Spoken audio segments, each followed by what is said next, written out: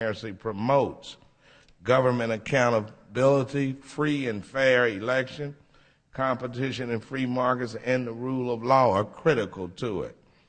The Dodd-Frank Wall Street Reform and Consumer Protection Act addresses these issues by reforming the Federal Reserve.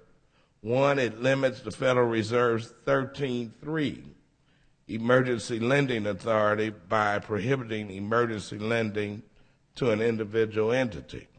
The Secretary of Treasury must approve any lending program, and the program must be broad-based and loans cannot be made to insolvent firms. Collateral must be sufficient to protect taxpayers from losses.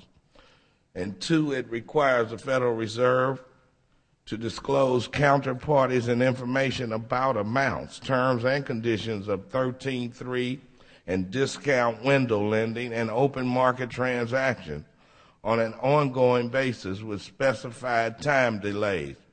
And these are just a few examples of the importance of the Dodd-Frank Wall Street Reform and Consumer Protection Act. Thank you, Mr. Chairman. I look forward to the witnesses' comments.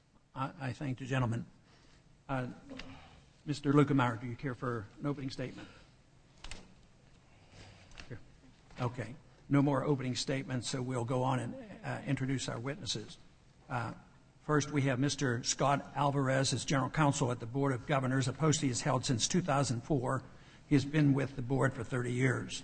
And also, Mr. Thomas Baxter, Jr. has been General Counsel and Executive Vice President of the legal group at the Federal Reserve Bank of New York since 1995. He also serves as Deputy General Counsel of the FOMC.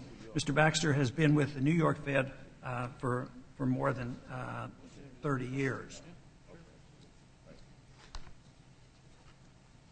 Without objection, your written statements will be made a part of the record. It has been agreed upon by the witnesses, Ranking Member Clay and myself, that Mr. Alvarez will deliver the oral remarks for the joint written testimony of Mr. Alvarez and Mr. Baxter. This testimony may run longer than the customary 5 minutes. And I yield now to Mr. Alvarez.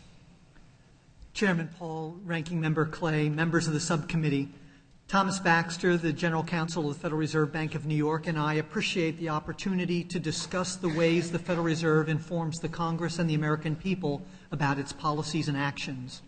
Central bank lending facilitates the implementation of monetary policy and allows the central bank to address short-term liquidity pressures in the banking system. This role of lender of last resort is a critical one, long filled by central banks around the world, especially during times of economic crisis, when discount window lending can mitigate strains in financial markets that could otherwise escalate and lead to sharp declines in output and employment. In the United States, all discount window loans are fully secured, and the Federal Reserve has not suffered a loss to date on its discount window lending. The Federal Reserve regularly releases significant detailed information about its operations in order to promote the understanding of how the Federal Reserve fosters financial stability and economic stability, and to facilitate an evaluation of our actions while preserving the ability to effectively fulfill the responsibilities that Congress has given the Federal Reserve. Since 1914, the Federal Reserve has published its balance sheet every week. We also publish full financial statements annually that are audited by an independent public accounting firm, which for the last 4 years has been Deloitte & Touche. These audits cover Maiden Lane 2, and Maiden Lane 3, as well as the transactions conducted through the discount window and with foreign central banks.